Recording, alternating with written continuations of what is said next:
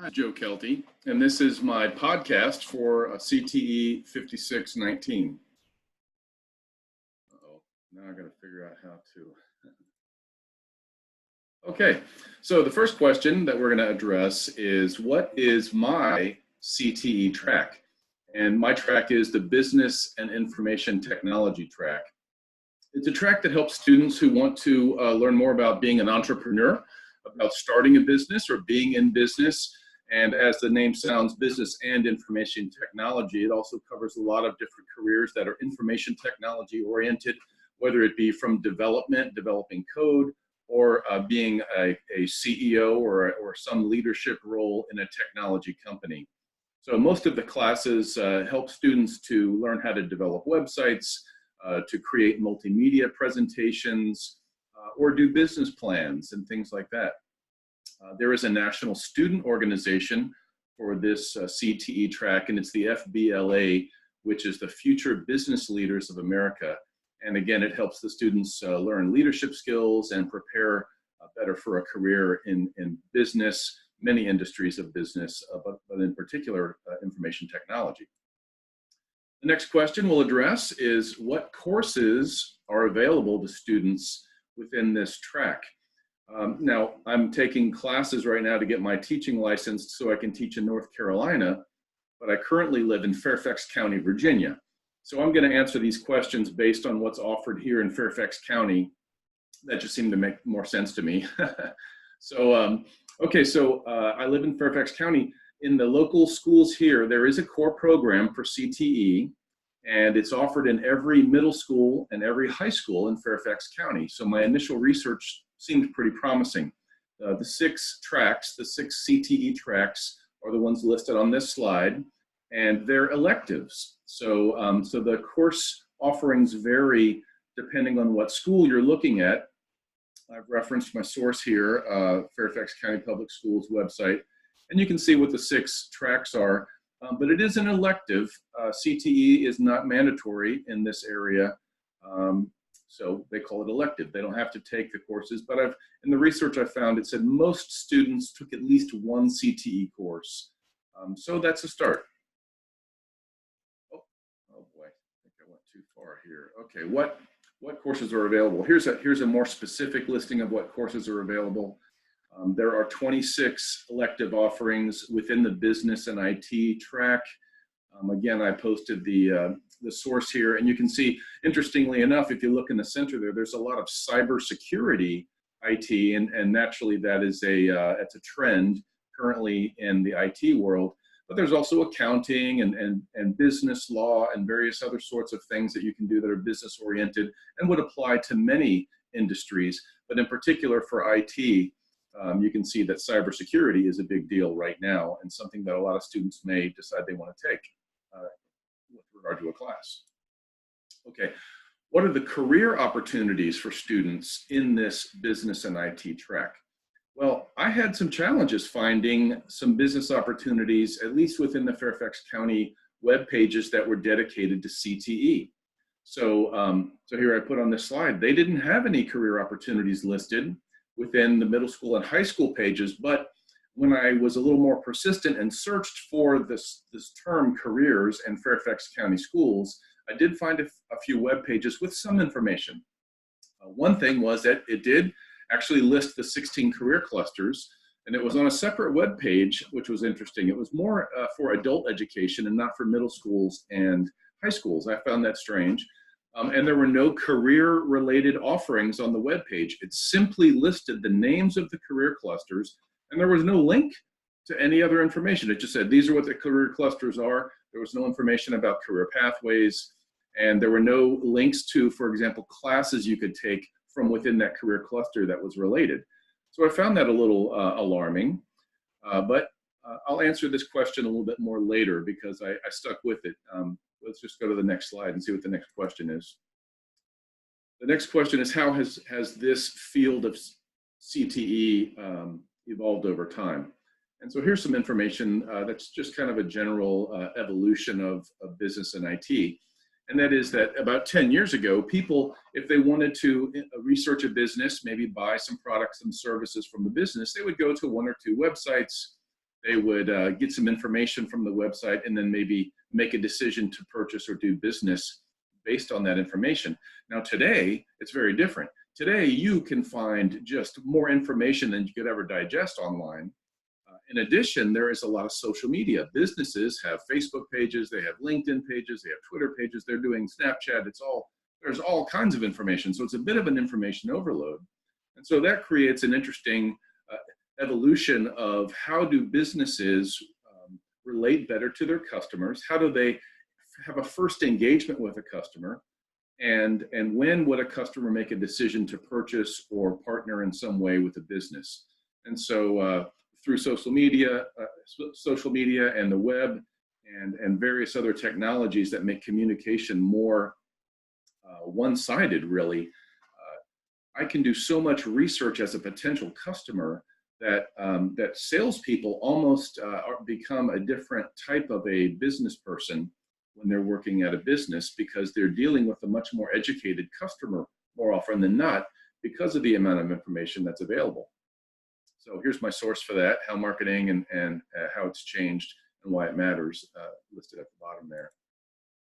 Here's another trend that I've highlighted to demonstrate how my CTE field has evolved over time. One of the trends is called SEO. It's online SEO. It's search engine optimization. And what that means is if you're at a business and you want someone to find you when they do a search, let's say they do a search on Google, and my business is, shoe store. If someone types in shoe store in Google, shoe store near me, will my business come up?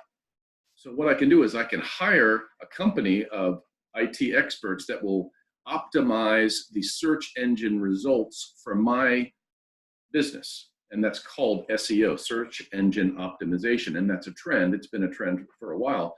But lately, this data here shows that it's online video information that is shared 1,200 times more than text information online.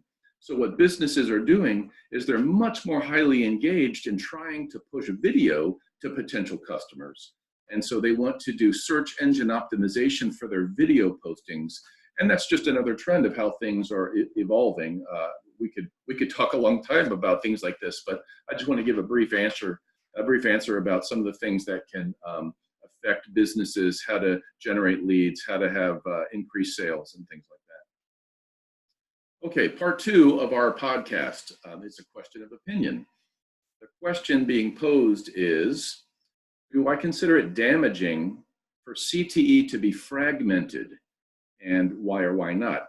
And it says, for example, in public schools, CTE is usually seen as separate from general education courses. Of course, general education being the classic reading, writing, arithmetic, things like that. And fragmented and separate is a lot like what we just said with regard to Fairfax County Schools.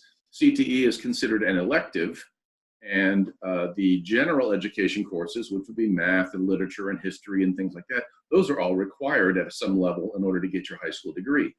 So the fragmentation is that it's an option, it's an elective. And yes, my answer is I do think the fragmentation is damaging because it limits the potential of success for the students and for the U.S. economy, because the students are going to get a job and work for a business that contributes to the U.S. economy. So this scales up to a big problem pretty quickly if we don't have students that are being educated so that they can be better qualified for jobs and therefore do better in their jobs and be more productive and more efficient, which improves the U.S. economy because of our productivity with regard to our students and with regard to how well they're trained in school. And lots of studies I've been reading have shown that students that take CTE classes are more prepared and come up to speed faster and do better work, especially when they first begin. Here's a study that I reference. Fordham Institute looked at how do CTE courses offered match up with U.S. job opportunities. In other words, are we training the students for what's open? Remember the previous slide where I said cybersecurity is the course that's really offered a lot. Well, I would propose that there are an awful lot of cybersecurity jobs right now. So in that case, Fairfax County is doing a good job. But here's what one of the researchers say. His quote is, "We have to do a much better job of tracking this information, and every state should be monitoring it annually." Dr. Griffith from the Research and Policy Associate at Fordham Institute.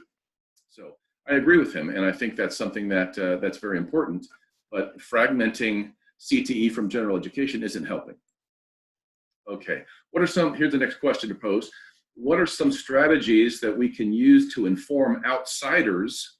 And outsiders could be people within our school and could be people outside of our school. In other words, they're people who don't know about CTE opportunities. That's what we're calling outsiders. Well, one strategy is to talk about it and talk to lots of people about it. Whether you're in school or out of school, you talk to people about what is CTE and why is it not typically part of the integrated school offering? Why is it just an elective, and what are the benefits of it? There's a lot of interesting history in the United States that would show that CTE is benefiting the country and has benefited the country in many ways over the years. Not to mention the fact that, let's answer the question. One of the strategies is that we could work with local businesses. Local businesses would, number one, benefit from working with schools to provide CTE education, because then they would be able to get student interns to help them, typically an unpaid intern at a high school level, but that would be helpful for businesses. And then when the high school student becomes a college graduate or an associate's graduate or just is ready to enter the workforce, he would be a more qualified candidate because the industry and businesses had been contributing to what curriculum is being taught in the schools. And so that when students leave and are ready for employment, the businesses that worked with us are now getting candidates to hire that are more qualified and able to come up to speed and be productive more efficiently and faster. So those are some strategies we can use to inform people about CTE opportunities. The next question posed, what are some of the attributing factors for this issue? Well, back to that article I mentioned, the research Fordham Institute, and they included that topic of fragmentation. What they said is they used the opposite version of it, fragmentation versus alignment. They said, consider what it means for school systems to do alignment. In other words, aligning general education and CTE. That would be a challenging problem, they say. So should we ask the leaders to think about connecting high school classes with the national markets and the local markets? I think so. It would be a very smart thing to do. And should we consider current labor demands or forecasts for an industry in order to help our high schoolers learn and graduate with certain post-secondary institutions? So, the question is, would that be a lot of work? But what would be the payoff? I think there would be a huge payoff. It would, yes, require a lot more organization and coordination between industry and post-secondary institutions and high schools. But I think the value and the payoff would be really wonderful. My second bullet here was really interesting. The authors encouraged local leaders to do their own analysis of this to see what the industries and schools would need. And sure enough, interesting point here, one of the researchers said his personal view is that we should be trying to do more CTE, but it should not come at the expense of general education. That's kind of a self-defeating comment there. We should be doing more CTE, but we don't want it to come to the expense of general education. The whole point is we want to combine it with general education, I think is the point. So I'm a little surprised at that comment by him, but that goes to show that's one of the challenges we would need to overcome. What are my personal thoughts about this issue? Well, I basically said one of them right there. CTE doesn't have to come at the expense of general education. It should be combined with it. And through federal legislation and funding, people in every state in the USA have already been benefiting from a combination of general academics and CTE, in particular at wartime, World War I, World War II, Korean War. The history is there to show it. And so naturally, these things of combining general academics and CTE, that has a direct positive impact on the quality of our country's workforce, the quality of our country's businesses, our economy, our defense preparedness, and our country's ability to be a global competitor, in the international market. So that's my personal opinion. Why is it important that this issue be made known? Well, because CTE is a combination of academic training and vocational training and career advising for young people and young adults so that they can develop the skills and knowledge and experience necessary to be successful, whether they're going to higher degrees in college or whether they're going to just go right into employment and starting their careers. If more students receive coaching and CTE education in addition to their academics, it would better prepare them to succeed in the workplace, and that's only going to benefit our country and our economy. The benefits continue from there. According to the U.S. Department of Labor, there's been a steady decline in the number of teenagers that have jobs. Why? Probably because they're not getting CTE education and they're not prepared to work yet. So that's why it's important. Part 3 of our podcast, what are some critical issues in CTE? Well, let's talk about something that I found as I was going through Fairfax County. One critical issue that should be addressed is that in Fairfax County, there are CTE classes offered. They're offered as electives in middle schools and high schools. The CTE information provided online gives a basic listing of what 6 tracks are offered, of what CTSO is available. However, there's no clear information about career opportunities. There's no clear information about work-based learning or internships for the students. Now, I was able to do some additional research and be persistent about it and say there's got to be something. And sure enough, I found adult education classes. They call it ACE, Adult Community Education. And so there was some information there, but as a high school or middle school student, it's going to be hard for me to find that. And from those ACE pages, there was a web link to information about apprenticing in the trades, but there was nothing really else for career development. And it was directed mainly to adults, not high school students. In addition, I just think in general, the CTE and the career resources information wasn't very well organized in Fairfax County. Like I mentioned, it took me additional time researching with a focus to find it. And I was able to find some information about that work-based learning, but it was really more adult-oriented. And it wasn't linked to the middle schools or the high school web pages that talked about CTE. The only information it provided was a phone number for someone to call if they wanted to look into the work-based learning. I didn't call the number, but I'm hoping that somebody would answer on the other side. And here I referenced my source there. Now, there in the page that listed some work-based options, it listed the names of these companies, but there was no link, there was no contact info, there was just a single phone number that said, if you're interested in maybe working with some of these folks and doing some work-based type internship or work-based learning, then these might be might be interesting in working with you. And I think the website might have been geared a little bit more towards employment for special populations. Okay, so here's the question. What are some potential steps that can be taken to tackle the issue? Well, I would recommend that Fairfax County create an easy-to-use website like North Carolina created in their nccareers.org webpage. That webpage enables students to complete surveys, learn about their interests and skills and how they relate to career clusters. And then once you determine what career cluster you want to investigate, there are a whole number of work-based learning options, ways to research more, see real jobs. Here's some information from that website. The first thing here, there's a know yourself and understand your interests profiler. You, as a student, you can do surveys, you can evaluate your likes and dislikes, and it says, hey, you might be really great in whatever, business and IT or agriculture.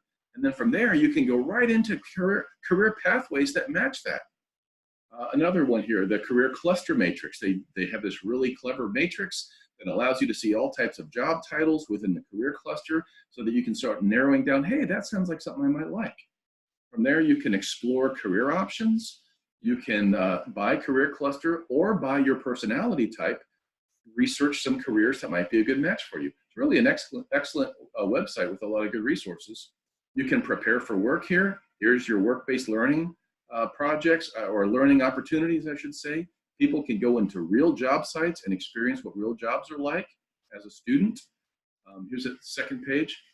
The 16 career clusters and their pathways are listed. They can match their interests. I think I mentioned that already. And finally, they can explore active live jobs within the career cluster. This was fascinating. once you know what you want to explore, you go into this link, and here are real jobs that are locally in your area. You can see the job title. It gives you information about how many people locally are working in that type of a job. What's the annual growth rate for that job area? What are the average salary? How many average annual openings are there? And what's your education level required? There was all kinds of great information. You could have applied for the job right there. It was absolutely excellent. And I think Fairfax County would do well to try to imitate what North Carolina did with their nccareers.org webpage. What else? What are other potential steps that can be taken? Well, I did find this study in Fairfax County, and this was one of the pages of the study. And it basically asked students and parents, what could they have done better to improve the career readiness of students leaving high school? And this, I mean, if you want to focus on something in Fairfax County, this tells you what the students and teachers think they should focus on. The number one thing is have more career-related courses right there, 26%. 24% more work experience during high school. These are all the things we were looking for that we couldn't find on the websites, right? Career counseling, job seeking, I think that was available in the schools, more counseling, transportation assistance, so that's what I would suggest if we didn't already want to have some effort put into the website to organize and coordinate the resources, which were pretty much there. They just need to be coordinated a little bit better, like the North Carolina website. So, well, that's the end of my podcast, and I thank you for your time. Have a good day.